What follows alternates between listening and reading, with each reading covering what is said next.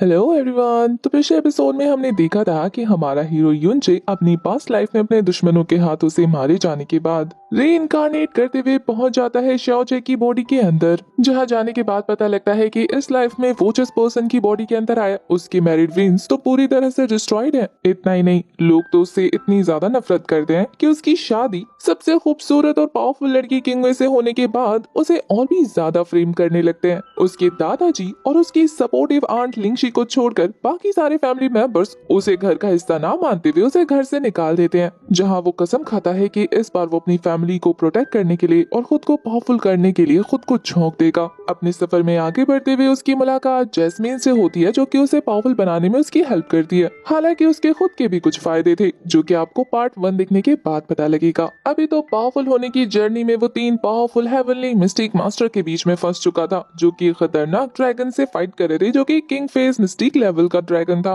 उनकी फाइट इतनी इंटेंस हो चुकी थी कि हमारे बेचारे युनचे को बचने का मौका नहीं मिलता और वो उनके सामने विजिबल हो जाता है। इस पार्ट की स्टार्टिंग में दिखाते हैं कि जैसे तैसे वो जैस्मिन के साथ केव के अंदर पहुंच गया था, जहां केव के अंदर जाते ही लावा नदी को देखकर उसकी तो आंखें चमक उठी थी। केव के अंदर उसे बहुत सारे फायर स्पिरिट ग्रास नजर आते हैं, जिनके ऑरा को सेंस करने के बाद हेवनली पॉइजन पर्ल भी रिएक्ट करना शुरू कर देता है। वो तो बिना सोचे समझे उस फायर ग्रास को हासिल करने चला गया था। इस चक्कर में तो वो तो लावा नदी में गिरने वाला था। उसकी पिछले लाइफ में उसके मास्टर ने इस ट्रेजर के बारे में अपनी बुक में लिखा था। उसे यकीन नहीं होता कि इस लाइफ में उसने अपनी आंखों से इसे देखा। जैस्मीन तो उसे ऐसा लुक दे रही थी कि बचेगा तब तो ट्रेजर हासिल करेगा ना, पर वो धीरे धीरे सारी ग्रास को एब्जॉर्व कर लेता है और इसके बारे में उस ड्रैगन को सेंस हो गया था। जैस्मीन जब तक युनचे को समझाती तब तक काफी देर हो जाती है। इस केव में होने वाली सारी हरकतें उस ड्रैगन को सेंस हो रही थी और ये सारा उसका खाना था जो हमारे युनचे ने चुरा लिया। तो वो तो युनचे पर काफी ज्यादा गुस्सा करते हुए इस केव की तरफ बढ़ने लग गया था, पर वो तीनों हेवनली मिस्टिक मास्टर उसे अपने हाथ से जाने नहीं देना चाहते थे, तो स्पिरिचुअल चेन से उसे बांध लेते हैं। पर उस ड्रैगन को लगने लगता है कि ये लोग युनचे के साथ मिलकर उसे धोखा दे रहे हैं, तो वो अब उन लोगों पर घुराते हुए कहता है कि अब वक्त आ गया है कि मैं तुम्हें अपनी रियल पावर शो करूं। और फिर तो वो उन्हें भूनने ही वाला था, पर वो तीनों एल्डर अपनी पावर को मर्ज करके ट्रिपल बैरियर क्रिएट कर देते हैं। पर उसे यूज करने से भी ज्यादा फर्क नहीं पड़ता, क्योंकि वो तीनों ही एल्डर जमीन पर गिर चुके थे। वहीं दूसरी तरफ उन ग्रास को हासिल करने के बाद युनचे को अभी भी अजीब लग रहा था और उसे ढूंढने पर वहाँ पर एक छोटा बॉक्स मिलता है, जिसे ओपन करने के बाद उसे एक फायर पर्ल नजर आता है। जैस्मिन के मना करने के बाद कि इसे मत छूना, वो छू कर वहाँ पर एक धमाका कर चुका था। अब तो वो ड्रैगन और भी गुस्से में अपने एनिमीज को मारकर फटाफट से युनचे के पास जाना चाहता था। इन तीनों एल्डर्स की कुटाई करने के बाद वो तो फटाफट वहाँ से भाग लेते हैं, वरना तो ये ड्रैगन उन्हें जान से मार देता। उनके निकलने के बाद ये ड्रैगन युनचे के पास पहुंच जाता है। ड्रैगन के आने की आहट सुनकर युनचे केव से निकलने की कोशिश कर रहा था, लेकिन अब तक काफी देर हो चुकी थी और ये बात जैस्मिन कब का समझ जाती है। वहीं वो ड्रैगन युनचे के सामने आकर कह रहा था कि इतने सालों से हर कोई बस मुझे मारने की कोशिश कर रहा था, लेकिन तू पहला ऐसा इंसान है जिसने मेरा ट्रेजर चुराने की हिम्मत की। बहुत ज्यादा बहादुर है तू, और यही रीजन है कि मैं सबको बहुत जल्दी मौत देता हूँ, लेकिन अब मैं तुझे तड़पा तड़पा कर मारूंगा। युनचे तो उस बंदे को भी अपनी बातों में लपेटने की कोशिश कर रहा था, मैनिपुलेट करते हुए, लेकिन वो भूल जाता है कि ये नॉर्मल बेवकूफ इंसान नहीं बल्कि एक सन की ड्रैगन है, जो कि फूंक मारते ही जलाकर पापड़ बना देगा। वो सच में गुस्सा होते हुए युनचे को फायर से भूनने वाला था, पर तभी एक बैरियर हमारे युनचे को प्रोटेक्ट कर लेता है। ये बैरियर और किसी ने नहीं बल्कि जैस्मिन ने बनाया था, इसलिए वो युनचे से कहती है कि अगर मरना नहीं चाहते तो अपनी जबान पर ताला लगा लो। वहीं वो ड्रैगन भी जैस्मिन की टेरिफाइंग पावर देखकर दहल जाता है। वो उसे क्वेश्चन कर रहा था कि आखिर तुम कौन हो। जैस्मिन अपनी रियल पावर शो करते हुए कहती है कि तू इस लायक नहीं कि मैं तुझे बताऊं कि मैं कौन हूँ। और ये कहते हुए जैस्मिन ने अटैक प्रिपेयर करना शुरू कर दिया था। उसके अटैक की पावर को सेंस करके वो तो वहाँ से भागने की तैयारी में लग जाता है, लेकिन तभी युनचे की बातें उसके कानों में पड़ती है कि तुम खुद को संभाल नहीं पाओगी, तुम ऑलरेडी काफी वीक हो। और वो ड्रैगन इस चीज को मजाक में लेते हुए जैस्मिन से कहता है कि तुमने मुझे ट्रिक करने की कोशिश की, मैं तो ऑलमोस्ट डर गया था, लेकिन तुम्हारी एज में इतनी पावर होना इम्पॉसिबल है, और अब मैं तुम दोनों से बहुत ज्यादा नाराज हूँ और अब मैं तुम्हें भून कर रख दूंगा। ये कहते हुए वो जैस्मिन के पास पहुंच जाता है और जैस्मिन बिना कुछ कहे अपनी पावर अनलिश करती है। और अब जाके उस बेवकूफ ड्रैगन को पता चलता है कि उसने कितनी बड़ी गलती कर दी वापस आकर, क्योंकि जैस्मिन की पावर कोई इल्यूजन नहीं थी और अब वो उस पर खतरनाक अटैक करके उसे वहीं मार देती है। उसे कुछ भी सोचने का मौका नहीं मिलता, क्योंकि जैस्मिन का वो अटैक सीधा उसकी बॉडी के हार पार हो चुका था था। वो अटैक इतना ज्यादा पावरफुल था कि उन तीनों हेवनली मिस्टिक मास्टर को भी भागते हुए ये पावर दिख जाती है। वहीं इसके बाद तो वो ड्रैगन सीधा लावा नदी के अंदर पहुंच गया था और जैस्मिन भी अनकॉन्शियस होकर नीचे गिरने लगती है, जिसे युनचे संभाल लेता है। जैस्मिन इतनी वीक हो गई थी कि उसे लग रहा था कि वो मारी जाएगी। इस बार वो फाइनली अपने एम्बिशंस के बारे में कहती है कि उसे अपनी मॉम और अपने भाई की मौत का बदला लेना है। वो इतनी जल्दी नहीं मरना चाहती। युनचे जैस्मिन के कॉन्शियस होने के बाद परेशान हो जाता है क्योंकि जैस्मिन ने अपनी जान की परवाह ना करते हुए उसे प्रोटेक्ट किया। तो फटाफट से अपना हाथ काटते हुए अपने ब्लड को उसे पिलाने लगता है, लेकिन जब वो कोई रिस्पॉन्स नहीं करती तो वो उसे अपने मुंह से पिलाना शुरू कर देता है। पर इन सब के बाद वो खुद भी काफी ज्यादा कमजोर हो जाता है, इतना कि वही बेहोश होते हुए जैस्मिन से माफी मांगने लगता है कि अगर मैं मर जाऊं या तुम मर जाओ तो मुझे माफ कर देना। पर फॉर्चुनेटली नेक्स्ट मॉर्निंग जैस्मिन को होश आ जाता है और वो युनचे का कटा हुआ होंठ अपने चेहरे पर ब्लड देखकर सारा माजरा समझकर युनचे को भी होश में ले आती है, जो कि इससे देखकर खुश हो जाता है। पर जैस्मिन काफी गुस्से में उसे खुद से दूर करते हुए कह रही थी कि आखिर तुमने मुझे बचाया क्यों? मेरा मर जाना तो तुम्हारे लिए फायदे का सौदा होता ना। पर युनचे उसकी तारीफ करते हुए कहता है कि तुम इतनी खूबसूरत हो, बिल्कुल एंजल जैसी। क्या ये रीजन काफी नहीं है तुम्हें बचाने के लिए? खुद को एंजल कहलवाना उसे बिल्कुल पसंद नहीं आता। वो कहती है कि तुम जानते भी हो मैंने कितने लोगों को मारा है, मैं कितनी क्रूर हूँ। पर युनचे उसकी सिचुएशन को अच्छे से समझ सकता था, इसलिए वो उसे काफी अच्छे से कंसोल करता है। इनडायरेक्टली अपनी लाइफ में जो उसने फेस किया था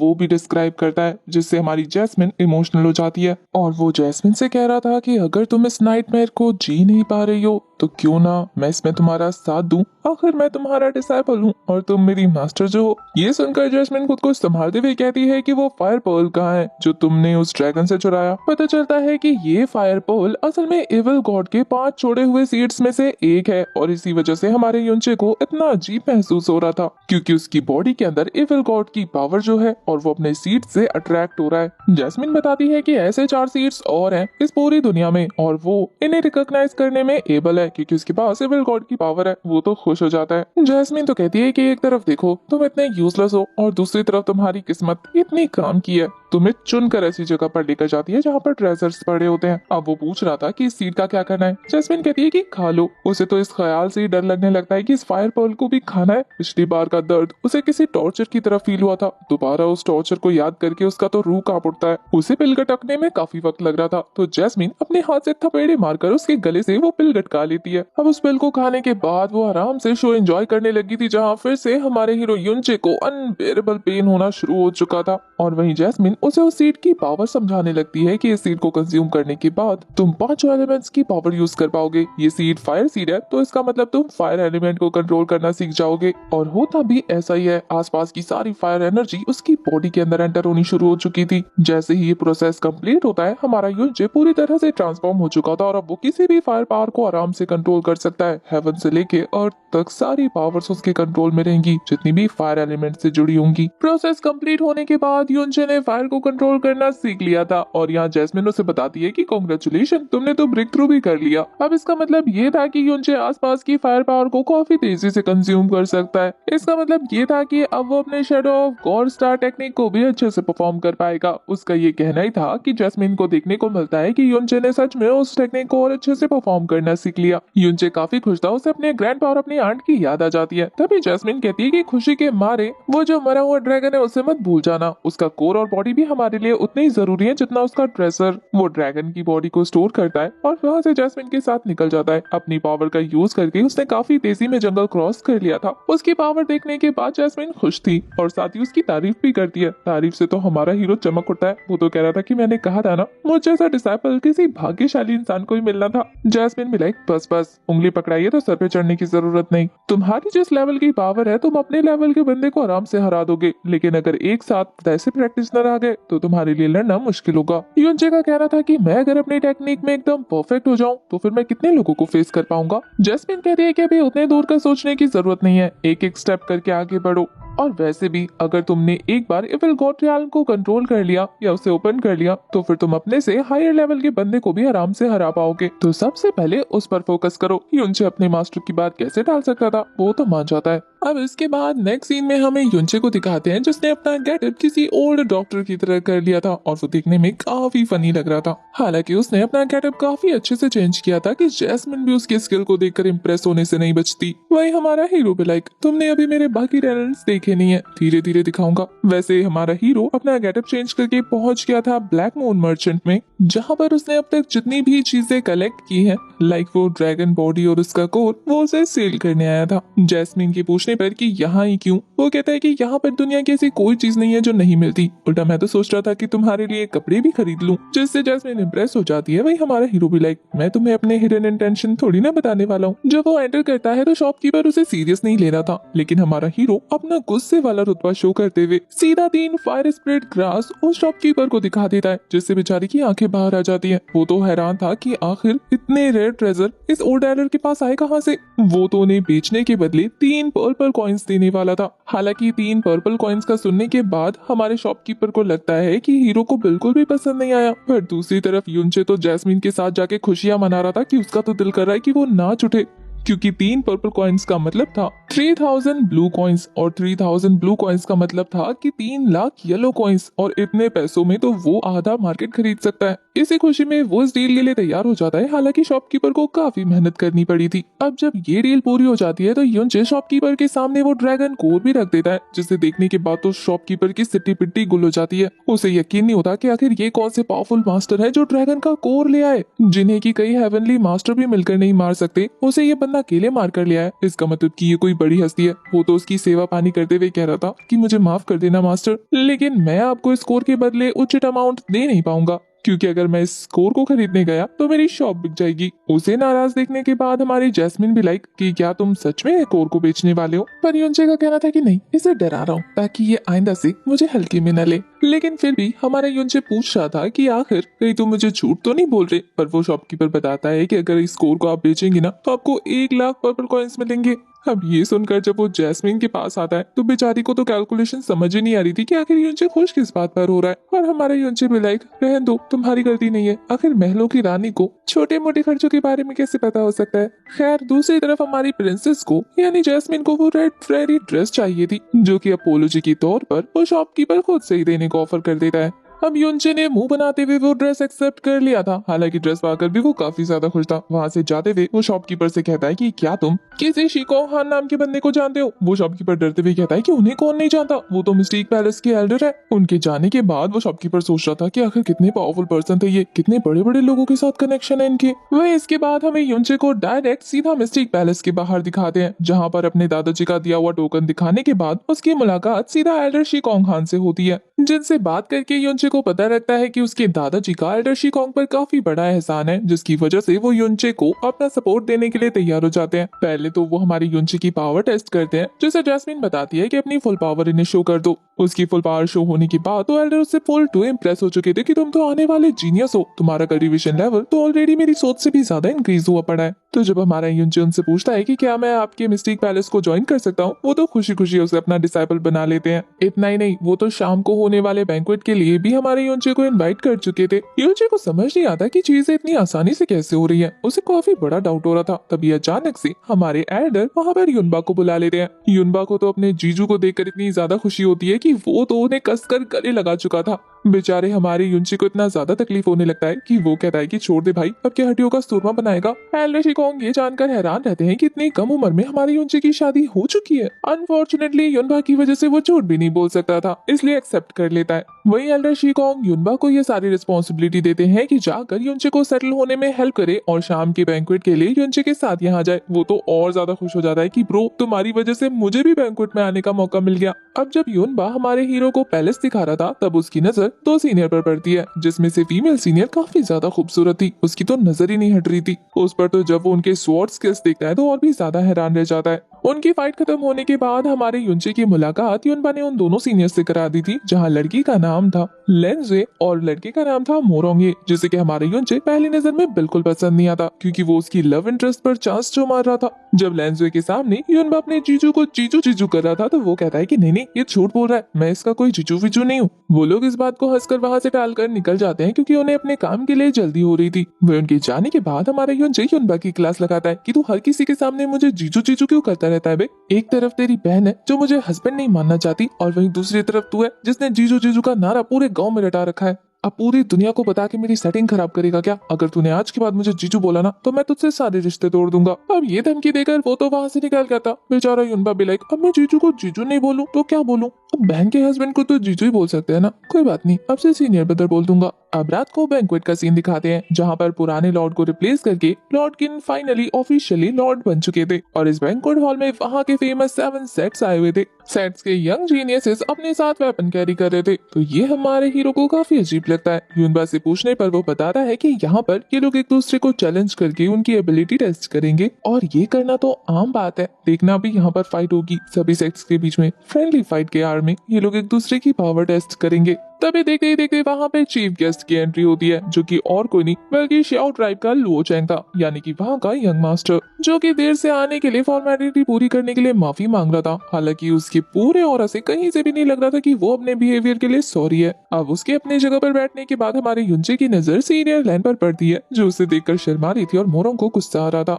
पता चलता है कि ये लोग भी फाइट के लिए पूरी तरह से तैयार है। थोड़ी देर की दावत उड़ाने के बाद अलग अलग सेक्टर के मास्टर अपने अपने जीनियस को आगे करके फाइट के लिए चैलेंज करने को कहते हैं, जहां सबसे पहले सामने आता है जुआन यू नाम का डिसाइपल, जो कि आते ही मिस्टेक पैलेस के डिसाइपल्स की बेइज्जती करते हुए उन्हें चैलेंज कर रहा था। युनजे का दिल करता है कि वो जाकर इसका मुंह तोड़ दे, लेकिन तभी जैस्मिन उसे शांत कराते हुए कहती है कि शांत रहो, क्योंकि यहाँ पर सबसे कमजोर यंग मास्टर भी तुमसे 3 लेवल ऊपर है, तो फाइट के बारे में तो सोचना भी मत। यहाँ पर तुम्हारे और भी सीनियर्स मौजूद है, उन्हें लड़ने दो। जुआन यू उनको खड़ा होता ना देखकर उन्हें बुरा भला बोलना शुरू कर चुका था। ये देखकर एक डिसाइपल को गुस्सा आता है पर उसके मास्टर उसे चुप करा देते हैं। बेचारे को ना चाहते हुए भी अपनी सीट पर वापस बैठना पड़ गया था। तब ये देखकर जुआन कहता है कि ठीक है, अगर तुम लोग सामने से नहीं आ रहे तो मैं खुद ही अपना ओपोनेंट चूज कर लेता हूँ, और वो युनबा को चूज करता है। युनबा बेचारा जो कि खाने में बिजी था, वो कहता है कि मैं तो सिर्फ 14 साल का हूँ ना। ऑब्वियसली उसकी बात भी सबसे सही थी, क्योंकि यहाँ पर सबसे ज्यादा वीक और सबसे ज्यादा छोटा वही था। लेकिन उसके खुद के सीनियर्स उसे कहते हैं कि जाओ जाकर लड़ो, वो तुम्हें चैलेंज कर रहा है ना। तो फिर क्या था, हमारा मासूम सा युनबा फाइट के लिए तैयार हो जाता है। हमारी युनचे को उसकी फिक्र हो रही थी। युनबा था तो काफी ज्यादा स्ट्रॉन्ग, लेकिन यहाँ पर सबकी कल्टीवेशन ज्यादा हाई थी और वो लोग फाइट में एक्सपीरियंस भी थे। तो युनबा एक काफी खतरनाक टेक्निक परफॉर्म करने के बावजूद भी उस बंदे के हाथ से बच नहीं पाता। जुआन यूज के हाथों को मोड़कर उसे टॉर्चर करते हुए दूर भटक के फेंक देता है। वो क्लियरली युनबा को इस वजह से टॉर्चर कर रहा था ताकि वो सभी के सामने अपनी पावर का डोमिनेंस शो करे और मिस्टिक पैलेस के लोगों को जलील कर सके। पर युनचे को युनबा की काफी ज्यादा फिक्र थी, इसीलिए वो वहाँ पर कूदते हुए युनबा को प्रोटेक्ट कर लेता है। हालांकि घायल होने के बाद भी युनबा भी लाइक, मेरी गलती है, मैंने अच्छे से फाइट नहीं की, मैं और अच्छे से लड़ सकता था ना। युनचे को उसकी हालत देखकर गुस्सा आ रहा था, क्योंकि था तो वो उसका साला ही ना, और भारी भरकम हुआ तो भी क्या, यहाँ पर मौजूद लोगों में से सबसे ज्यादा छोटा वही था। सीनियर लैन भी आकर युनबा का सपोर्ट करते हुए जॉन को डांटने लगती है, पर जॉन का कहना था कि हम तो फ्रेंडली फाइट कर रहे हैं ना, और ऐसे में इंजरी तो हो सकती है। आखिर पावर की थोड़ी ना इंसानों जैसी आंखें होती हैं, वो कम ज्यादा तो हो ही सकता है। और सबसे बुरी बात ये थी कि एल्डर्स से लेके डिसाइपल्स तक 7 सेक्ट्स के उसी का सपोर्ट कर रहे थे। हमारा युनचे खड़े होते हुए कहता है कि ठीक है, अभी अभी तुमने जो कहा उसे बहुत अच्छे से याद रखना। और फिर वो सीनियर लैन को कहता है कि क्या आप मेरे लिए युनबा का ख्याल रखेंगी। वो उसे लेकर वहाँ से साइड हट जाती है और अब युनचे अपने सेट के बिहाफ पर उससे फाइट करने वाला था। हर कोई हैरान रह जाता है कि आखिर ये न्यू भाई इस बंदे को कैसे चैलेंज कर सकता है। अंदर से जैस्मिन युनचे की क्लास लगाते हुए कहती है कि गिरने की वजह से गर्दन में चोट लगकर मेमोरी लॉस हो गई है क्या?